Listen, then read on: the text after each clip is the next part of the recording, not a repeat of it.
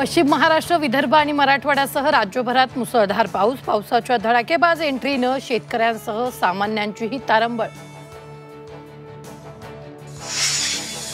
कचराकुंडीत फेकून दिलेल्या सडलेल्या भाजीतून निवडलेल्या भाजीची पुन्हा विक्री. नवी मुंबईतील एपीएमसी मार्केटमधील धक्कादायक प्रकार.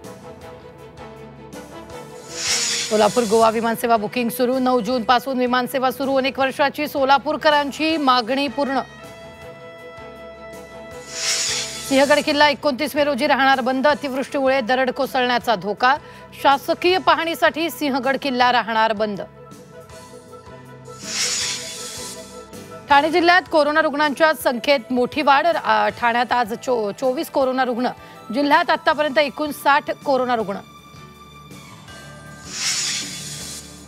जळगावात सोन्याच्या दरात सातत्यानं वाढ. आजचा दर 600 रुपयांनी वधारला. जीएसटीसह सोनं 99,000 रुपये प्रतितोळे.